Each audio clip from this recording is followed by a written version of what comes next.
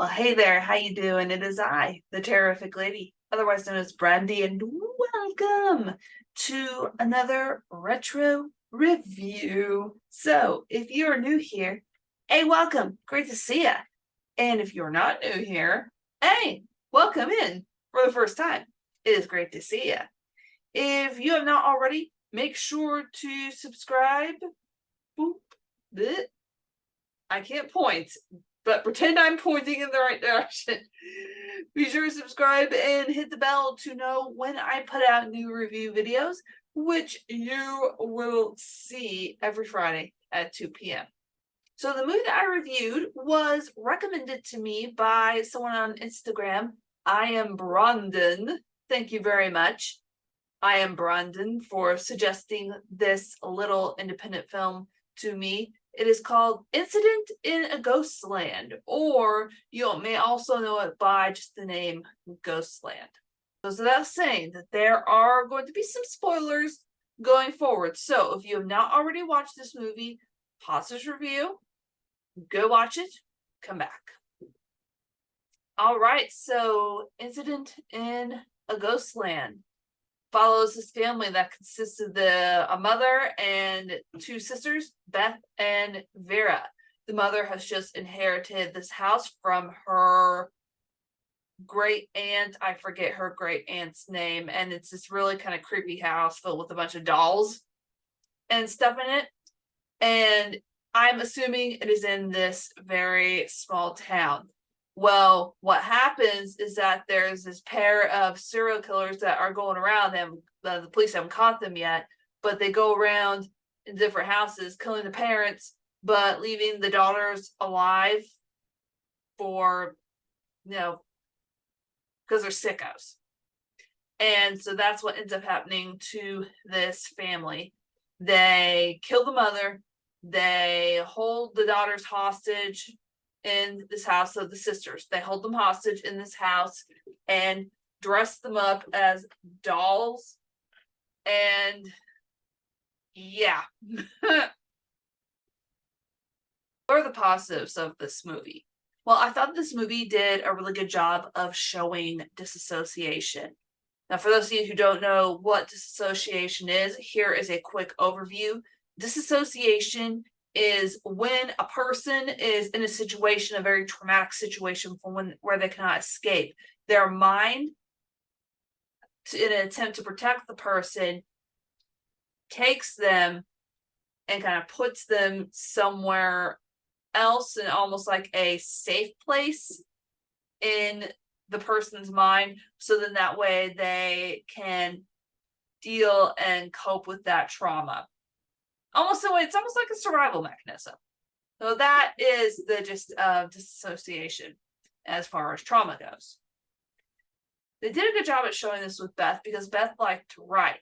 And what she did was she imagined herself grown up, married, with a kid. She imagined that she was this famous writer that wrote this book titled Incident in a Ghostland, which is where the name of the movie came from.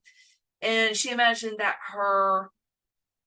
she liked reading H.P. Lovecraft. And at one point she imagined that H.P. Lovecraft came up to her at a party and was like, "I love your novel. It's the best thing ever." So they did a good job at showing disassociation. And they also did a good job of her sister Vera was really always freaked out whenever Beth would go into those dissociative moments. So she's trying to get her to snap out of it. They did a really good job at integrating Vera, trying to get her to snap out of it, with Beth's disassociative moments. It wasn't clunky. It was very fluid and flowed back and forth very well. That's what I felt the major strength of the movie was. Also, the movie is very uncomfortable, but kind of in a good, I don't want to say a good way, because it wasn't. It's not good for two girls to be in that kind of situation, but it just did a really good job. The job of psychological horror is to kind of unnerve you and unsettle you and make you feel uncomfortable. And I felt this movie did a really good job of doing that. Now, what are the negatives about this movie? Well, I felt some parts were a little just, okay, come on.